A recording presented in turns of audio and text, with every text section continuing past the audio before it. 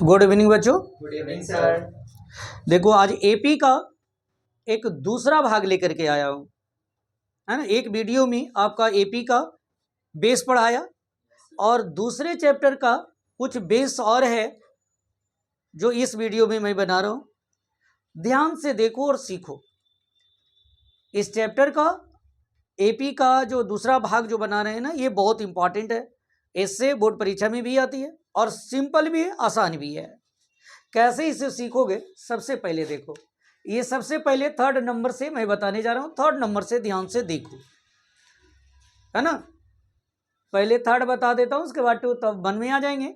आई बात समझ में? ये तीनों आपके लिए इंपॉर्टेंट क्वेश्चन है और सबसे सरल है, बहुत आसानी से समझ में आ जाएगी। सबसे पहले क्या है से देखिए, इफ द थर्ड, ये थर्ड लिखा हुआ है, एंड नाइन्थ टर्म, जहां ये शब्द लिखा हुआ टर्म नजर आए, अरे बस समझ में, तो समझ जाओ कि ये टी कहलाता है।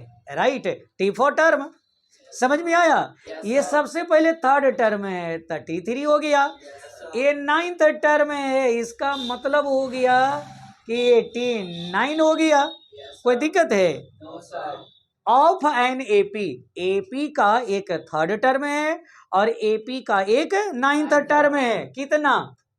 4। सबसे पहले 4 दिया हुआ है, इसका मतलब ये 4 हो गया। और उसके बाद ये दिया हुआ है -8, इसका मतलब ये हो गया -8 हो गया। समझ में आ रही मेरी बात? हमें विश्वास है कि यहां तक समझ में बात आ रहा होगा। ये दोनों समझ में आ गया।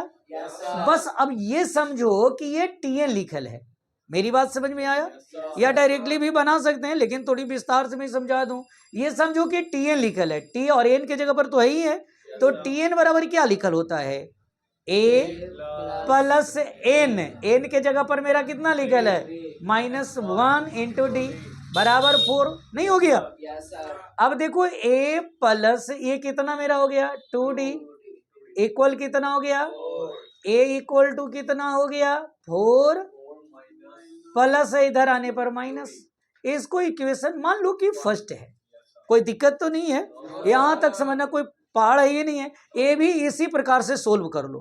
पहले मैंने देखिए, जितने भी मैथ बताता हूं आप लोगों को बताता हूं, जो दिया हुआ पहले उसी को सोल्व करो। जैसे ये भी देखिए, ये TN हो गया।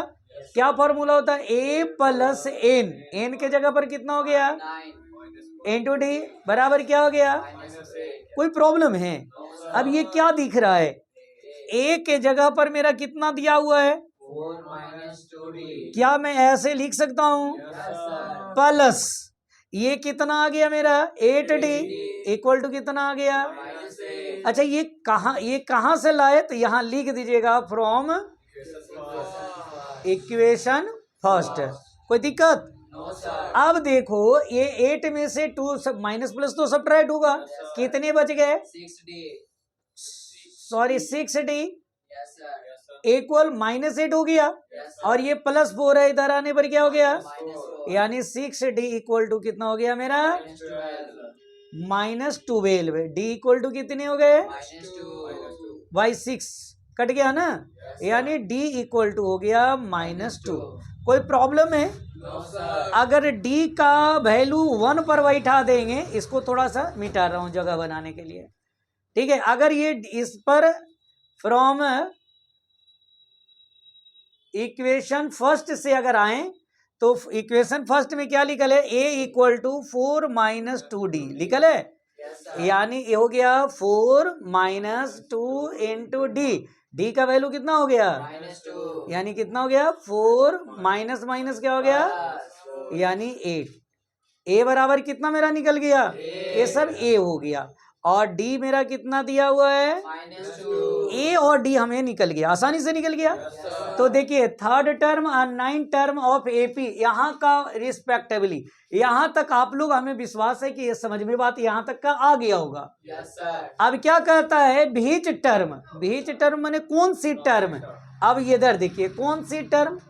नहीं जानता हूं। N term of an AP equal to 0। यानी कहता कौन सी टर्म? कौन सी टर्म माने एन। एन गायब हो गया, 0 है। यानी आपको एन का वैल्यू निकालना है। समझ रहे मेरी बात को? Yes, sir. यानी एपी में जो लिखा हुआ रहता है ये कितना नंबर पर आपका जीरो आता है। तो देखिए ये टीएन बराबर जीरो खोज रहा है, तो फिर हमको इसी की फार्मूला लाना होगा। क्या पढ़े? ए प्लस Minus 1 into D बराबर क्या हो गया? जीरो। ए का वैल्यू मेरा कितना आ गया? 8। यहाँ 8 लिख दें, Yes, sir. प्लस एन तो है ही नहीं है, No, sir. और डी कितना आ गया? Minus 2. इक्वल टू कितना हो गया? 0. समझ में आ रही है? Yes, sir. अब देखो ये 8 हो गया, ये प्लस माइनस क्या हो गया? माइनस 2 एन, इसमें इससे मल्टीप्लाई करेंगे इतना गया, माइनस माइनस क्या हो गया? प्लस 2 इक्वल टू क्या हो गया? 0.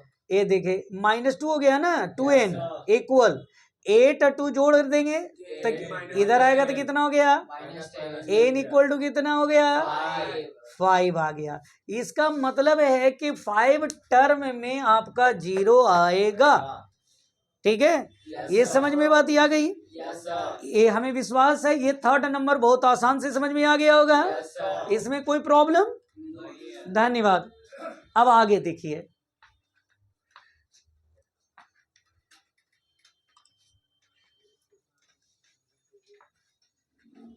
आगे देखें, ये सेकंड क्वेश्चन देखिए, ये कितना सरल है से देखो। अब धीरे धीरे जैसे ऊपरे जाइएगा ना आपको हल्का मिलेगा। क्या क्वेश्चन है से देखिए, फाइंड द 31 टर्म, फिर टर्म आ गया, यानी टर्म ने टी हो गया, Yes, और sir. कितना 31, ये आपको फाइंड करना है यानी निकालना है। समझे मेरी बात को? Yes, sir. ये टी 31 क्यों लिखा समझ में आया? Yes, sir. Of an AP, AP का निकालना है। हुज 11th टर्म, अब ये क्या दिया हुआ है? 11. टर्म, टर्म हो गया यानी T11 इज का मतलब मान लो इक्वल मान लीजिए 38 है। समझ रहे मेरी बात को? Yes, sir. तो देखिए जब इतना दिया हुआ है तो इसको हम लोग डायरेक्टली लागू कर, इसका फॉर्मूला लागू कर लेंगे। Yes, sir. तो देखो इसका अब थोड़ा सा डायरेक्टली अब लागू करेंगे। क्या करेंगे? यहाँ 11 है तो इसमें से 1 घटा दो पहले ही, कितना हो गया? तो डायरेक्टली भी अब लिख सकते हैं, बच्चा थोड़ी को रहा, ऐसे तो कर सकते हैं। Yes, sir. A equal to 38 है माइनस 10 डी, नहीं लिख सकते हैं, इक्वेशन फर्स्ट हो गया। अब देखिए आगे क्या कहता है, and 16th term, 16th term का मतलब क्या हो गया? 16. इज इतना, यानी 73 है, 73। यहाँ तक समझ रहे मेरी बात को? अब क्या होगा, इसका फार्मूला क्या होता है? ए प्लस, फिर देखो ये 16 है तो 15 टी कर सकते हैं, Yes, sir. इक्वल 73 लिख सकते हैं। Yes, sir. अब देखो ए का वैल्यू कितना हो गया मेरा? 38 माइनस 10 डी, नहीं Yes, sir. प्लस ये कितना हो गया? 15. इक्वल टू कितना हो गया? 23. ये कहाँ से बैठा रखा? From equation first. From equation first. कोई दिक्कत? No, sir. अब देखिए ये 15 में ये दोनों तो एक ग्रुप का है, 5D आएगा, Yes, sir. और ये 73 प्लस इधर आने पर क्या हो गया? Minus. कितने हो गए? 5D बराबर कितने हो गए? इसको सब्ट्रैक्ट कीजिए, कितना हो गया? 13 में से 8 गया, कितना हो गया? 8 5 13, और ये बच गया 6 35, यानी डी बराबर कितना हो गया? 7। डी निकल गया, Yes, sir. तो डी का वैल्यू यहाँ बैठा सकते हैं ना। Yes, sir. ये क्या लिखेंगे? From Equation first. Equation first, है ना। Yes, sir. इक्वेशन फर्स्ट में क्या लिखल है? ए इक्वल टू 38 माइनस 10 डी। अब देखो 38 हो गया, Yes, sir. Minus 10 into D है, डी का वैल्यू कितना निकल गया? 7। कितना मेरा हो गया? 38 minus 70 में से 38 गया, कितना बच गया? 2 is 6 3, minus 32. ए बराबर निकल गया, Yes, sir. ए भी निकल गया और डी भी निकल गया। डी मेरा 7 है, दोनों निकल गया। Yes, sir. अब हमें निकालना क्या था? T31। अब देखिए आसानी से निकल गया T31। 31 का मतलब क्या हुआ? ए प्लस, इसमें से 1 घटा के बताइए, 30. लिख दिया। यहाँ तक कोई प्रॉब्लम है? No, sir. अब देखिए क्या हो गया, ये ए है, ए का वैल्यू मेरा कितना निकल गया? 32 प्लस थे, ये हो गया 30, इंटू डी, डी का वैल्यू कितना निकल गया। 7 अब देखिए इसको सोल्व नहीं कर लोगे, कर लेंगे ये आसानी से नहीं बन गया। हमें विश्वास है कि ये आसानी से आपको समझ में आ गया होगा, इसमें कोई प्रॉब्लम ही नहीं आया होगा। क्या कहीं कोई प्रॉब्लम है? नो सर और है भी इम्पोर्टेंट, आएगा भी। यस सर चलिए इससे सबसे हल्का ऊपर वाला है, यहां तक समझ में आ गई? यस सर कोई प्रॉब्लम? नो सर धन्यवाद। आगे देखते हैं, एक क्वेश्चन देखिए, एक लास्ट और बच गया। ये देखिए कितना सरल है, इतना सिंपल है कि 2 सेकंड में सीख जाएगा, आसान है। ठीक है, बस एक लाइन लिखेंगे और कहेगा कि सर छोड़ दीजिए, बन जाएगा, इतना सरल है। कैसे से देखो, सबसे पहले क्या बोलता है, हाउ मेनी, हाउ मेनी कितना, 3 डिजिट नंबर, 3 डिजिट का कितने नंबर हैं, तो 3 डिजिट का नंबर कहां से शुरू होता है, 100, 100 से लेकर के 999 तक, 999 तक 3 डिजिट यहीं तक यहीं से शुरू होता है और लास्ट यहाँ होता है कि नहीं होता है। 100 हो गया, 101 हो गया, 102, 103, 100, इस प्रकार से 999 तक जाता है। यस सर आर डिजिएबल बाई 7, इतना से लेकर के 100 से लेकर 999 तक के बीच में कितने ऐसे डिजिट हैं, कितने नंबर पता नहीं है, यही निकालना है जो 7 से डिजिएबल हो। तो 7 से डिजिएबल कैसे होगा, आइए ध्यान से देखिए, बहुत सरल है। सबसे पहले आपका देखो 100 हो गया, अब 100 में 7 से तो डिजिएबल होगा ही नहीं, फिर भी डिजिएबल करो, 7 से डिवाइड करो, आ रही बात समझ में। यस सर 7 से डिवाइड करोगे तो कितने आएंगे,